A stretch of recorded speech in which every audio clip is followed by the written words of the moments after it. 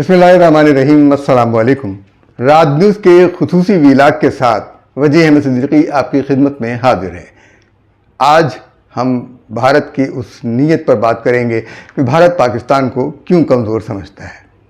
लेकिन भारत के लोगों ने, सियासतदानों ने, माहिरीन ने, फ़ौजियों ने इस बात का एतराफ़ किया है कि पाकिस्तान एयर फोर्स कामयाब रही।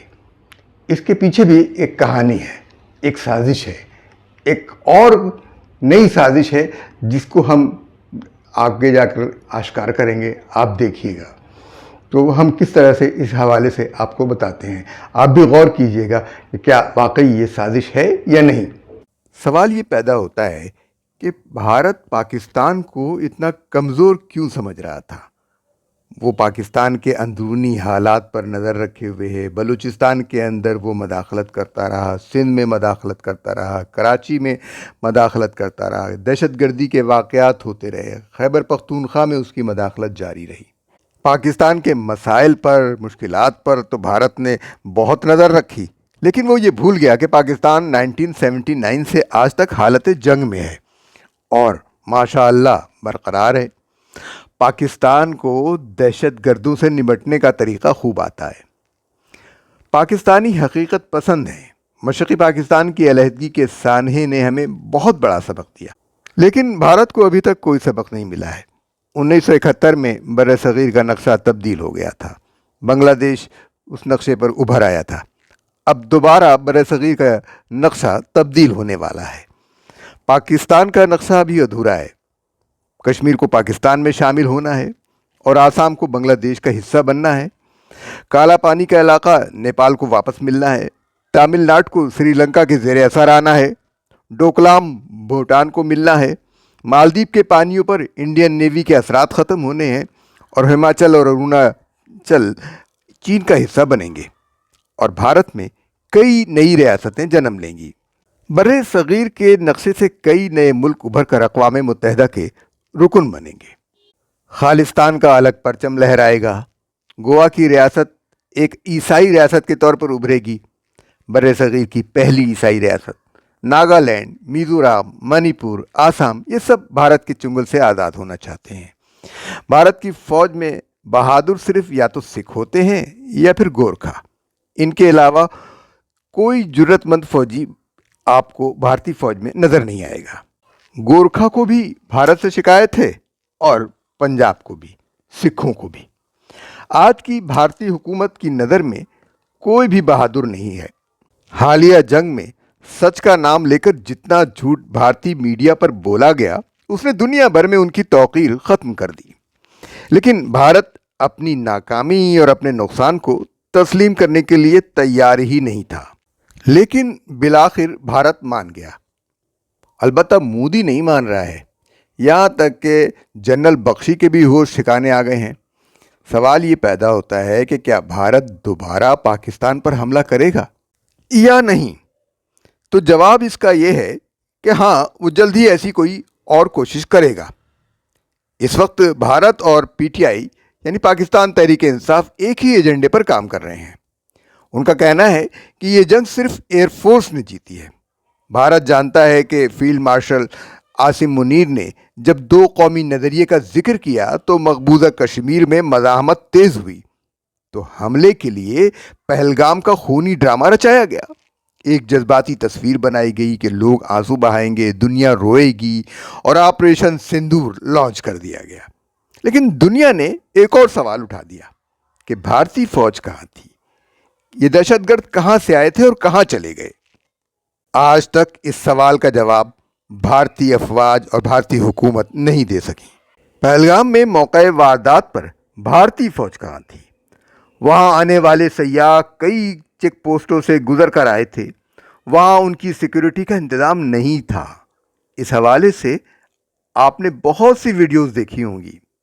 लेकिन अब हिंदुस्तान के मीडिया पर्सन, सियासतदान, फ़ौज पाकिस्तान एयरफोर्स की तारीफ़ क्यों कर रहे हैं। पाकिस्तान आर्मी ने मकबूजा कश्मीर में बाज़ मकामात पर 10 किलोमीटर तक के इलाके पर कब्ज़ा कर रखा है, इसका जिक्र नहीं होता। भारतीय नेवी की जुर्रत नहीं हुई कि वो अपना तैयारा बरदार बहरी बेड़ा विक्रांत کراچی بندرگاہ کی حدود میں لاتا؟ اسے کس کا خوف تھا؟ پاکستان نیوی کا۔ دنیا بھی سنتی کہ وکرانت ٹکڑے ٹکڑے ہو گیا۔ پاکستان نیوی کی خاموش طاقت کا کوئی ذکر نہیں۔ یہ جنگ ہماری تینوں مسلح افواج کی مشترکہ کارکردگی کا نتیجہ تھا۔ یہ کامیابی تینوں کی مشترکہ کامیابی ہے۔ بھارت یہ بھول گیا کہ 1979 میں جب سوویت یونین کی افواج افغانستان میں داخل ہوئی تو امریکہ نے مسلمانوں کے اندر سوئے ہوئے جہادی کو جھنجھوڑ کر جگا دیا۔ جہاد کا سویا ہوا شیر جاگ گیا اور اب وہ دوبارہ سونے کے لیے تیار نہیں ہے۔ پریشان تو امریکہ بھی ہے۔ بھارت نے کشمیر کی جدوجہد آزادی کو دبانے کے لیے اسی نام نہاد دہشت گردی کا نام لیا ہے جو ہر جارے اپنے خلاف اٹھنے والی مزاحمتی تحریک کو اور آزادی کی تحریکوں کو کہا کرتا ہے۔ کشمیر میں دہشت گردی تو ریاستی سطح پر ہو رہی ہے، لیکن پاکستان دہشت گردی کے خلاف 25-30 سال سے مسلسل جنگ کر رہا ہے۔ اسے معلوم ہے کہ ہر دہشت گردی کے پیچھے کسی نہ کسی طاقتور ملک کا ہاتھ ہوتا ہے۔ پاکستان میں دہشت گردی کے پیچھے بھارت کا ہاتھ ہے۔ ہمیں مسلسل جنگ لڑنے کا طویل تجربہ ہے۔ یہ تجربہ بھارت کو نہیں ہے۔ بھارت 1 سال میں منت سماجت پر اتر آئے گا اگر یہ جنگ 1 سال جاری رہی۔ لہذا جنگ بندی کے پیچھے یہی حکمت عملی تھی۔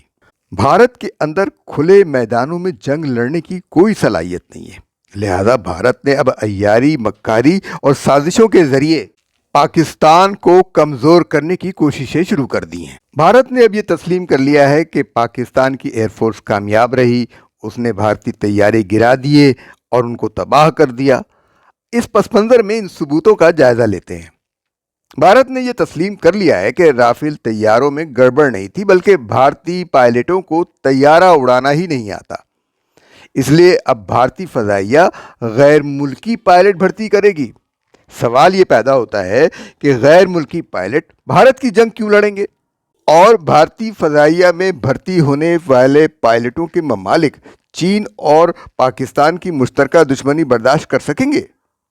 یہ فیصلہ کیوں کیا گیا؟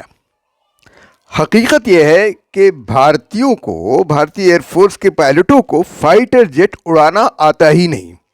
1970 سے مگ 21 کے 170 پائلٹ اور 40 شہری ہلاک ہو چکے ہیں بھارت کے، جس کی وجہ سے مگ 21 کو انہوں نے فلائنگ کافن یعنی اڑتا تابوت کا نام دیا۔ یہ 170 پائلٹ جو ہیں یہ انڈیا کے تھے اور 40 وہ شہری تھے جن کے اوپر یہ مگ 21 گرا اور وہ اس کی زد میں آ کر مارے گئے۔ مجموعی طور پر دنیا بھر میں مگ 21 کے 200 پائلٹ اور 50 شہری ہلاک ہوئے، یعنی مرنے والے پائلٹوں میں بھارتی پائلٹوں کی تعداد زیادہ، جس کی وجہ سے مگ 21 کو فلائنگ کفن کا نام دیا گیا۔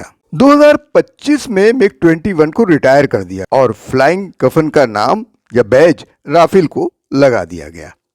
مگ 21 کا چینی متبادل طیارہ JF7 ابھی تک محو پرواز ہے اور جنگ بھی لڑتا ہے۔ رافیل کے گرنے کی وجہ سے فرانسیسی اخبار لو موند نے لکھا کہ رافیل کے گرنے کی وجہ بھارتی فضائیہ کی کمزوری ہے۔ اب بھارتی فضائیہ غیر ملکی پائلٹ بھرتی کرے گی، کرائے کے پائلٹوں سے پاکستان سے جنگ کرے گی۔ کہیں یہ کرائے کے پائلٹ چائے پینے کے لیے پاکستان میں اتر ہی نہ جائیں۔ بھارتی chief of defence staff general Anil Chauhan نے تصدیق کر دی ہے کہ پاکستان نے ان کے فائٹر جیٹ گرائے ہیں کیونکہ بھارت نے پاکستان میں مساجد کو دہشت گردوں کے ٹھکانے کہہ کر حملے کیے تھے۔ سبحان مسجد احمد پور شرقیہ بہاولپور، بلال مسجد مظفر آباد، عباس مسجد کوٹلی، ام القریٰ مسجد مرید کے سیال کوٹ کے گاؤں کولگی لوہرا اور شکر گڑھ پر بم برسائے۔ یہ سب شہری علاقے تھے۔ صرف بھارتی جنرل ہی اپنی ناکامی کا اعتراف نہیں کر رہے ہیں، بلکہ بی جے پی کی قیادت نے بھی اب تسلیم کر لیا ہے کہ پاکستان نے طیارے گرائے ہیں اور اسے کامیابی ملی ہے، اور بھارتی وزیر اعظم نریندر مودی نے رافیل کی خریداری میں کرپشن کی ہے۔ بی جے پی کے لیڈر سبرامنیم سوامی نے مودی کی دیانتداری پر سوال اٹھا دیا ہے۔ بھارت کے صرف مگ طیارے نہیں گرے، बल्कि और भी बहुत से तैयारे जो भारतीय फ़ज़ाइया में शामिल हैं आए दिन गिरते रहते हैं और हादसात की तादाद भारतीय फ़ज़ाइया में सबसे ज़्यादा है। लेकिन भारतीय इस हकीकत को तस्लीम करने को तैयार नहीं है। अब बीजेपी के लीडर सुब्रमण्यम स्वामी ने भी ये समझ लिया है कि भारत ने जो राफेल तैयारे मंगाए थे उसके अंदर करप्शन हुई है और राफेल तैयारे इस काबिल नहीं थे कि उनको इस्तेमाल किया जाता और जंग में आजमाया जाता। सुब्रमण्यम स्वामी का ख्याल ये है। क्या ख्याल है, आइए सुनते हैं। लीडर ऑफ अपोजिशन ने एक बात बोली कि हमारे जहाज गिरे हैं। कितने गिरे हैं बताइए? पांच पाकिस्तान ने अपने जहाज को बेचकर गिराया था हमारा। ओके। उसमें कुछ चाइना का भी रोल था सर? चाइना के प्लेन्स तो चाइना के ही थे। ओके। हाँ, चाइना के लोगों ने नहीं किया। चाइना ने जो हवाई जहाज दी थी वो बहुत बढ़िया हवाई जहाज थी और जो फ्रांस के जो थे वो उतना बढ़िया नहीं थे और हमारे उनके जो हवाई जहाज है उन्होंने 5 को गिराया था। आपका मतलब रफेल ने अच्छा काम नहीं किया? रफेल तो पर्याप्त नहीं है हमारे देश के लिए। वो उसमें क्या क्या भ्रष्टाचार हुआ ये तो दूसरी बात है। मोदी रहते हुए हम इस पर जांच नहीं कर सकते क्योंकि होने नहीं देगा वो। यानी मोदी के रहते हुए रफेल के स्कैंडल को खोला नहीं जा सकता कि उसके अंदर कितना करप्शन हुआ है। ये सुब्रमण्यम स्वामी बीजेपी के लीडर का कहना है। सिर्फ यही नहीं, बीजेपी के लीडर रणवीर सिंह ने भी इंडियन एयरफोर्स को नाअहल और गैर जिम्मेदार करार दिया है। ये भी सुन लीजिए। कांग्रेस भी एहतजाज कर रही है रणवीर सिंह के बयान पे, लेकिन रणवीर सिंह ने कहा क्या, ये सुनते हैं। ऑपरेशन सिंदूर के दौरान सबके ध्यान में एयरफोर्स स्टेशन में क्या हुआ? नालायकी होगी इनकी, सोए होंगे ये लोग, हमारा तो कोई कसूर नहीं है। हम लोगों ने तो अपने पलकों में बिठा के इनको यहाँ जी, ऐसे में ये बयान देना कहीं ना कहीं नुकसानदेह होगा, लेकिन हकीकत यही है कि वो सवाल तो उठाएंगे, सवालात तो पैदा होंगे। और भारतीय वजीर दिफा राजनाथ सिंह इस जंग में अपनी नाकामी का एतराफ़ करते हुए कहते हैं कि आइंदा नेवी भी काम करेगी। गोया कि उनकी नेवी ने काम करने से इनकार कर दिया था। खुद सुन लीजिए। इस बार तो पाकिस्तान को भारतीय नौसेना की फायर पावर का सामना नहीं करना पड़ा, मगर दुनिया जानती है अगर पाकिस्तान ने इस बार कोई नापाक हरकत की तो हो सकता है कि इस बार की ओपनिंग और किसी के द्वारा ना हो, हमारी नेवी के द्वारा होगी। This time, if Pakistan dare take any action, and Pakistan knows it, what we are going to do. मुंह से झाग उड़ाते जनरल बख्शी को आपने इस अंदाज में कभी नहीं देखा होगा। वो भी पाकिस्तान एयरफोर्स की तारीफ करने से थक नहीं रहे हैं। ये सब कुछ ठीक नहीं है, दाल में कुछ काला है। भारतीय अखबारात झूठ बोलने से बाज नहीं आ रहे।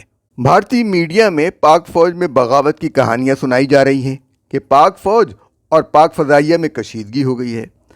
एक अखबार है यूरेशियन टाइम्स, उसके लिखने वाले हैं समित अहलावात। उन्होंने ये अफवाह छोड़ी है सिर्फ इसलिए कि पीटीआई के लीडरों ने ये प्रोपेगेंडा कर रखा है कि ये जंग सिर्फ एयरफोर्स ने लड़ी है।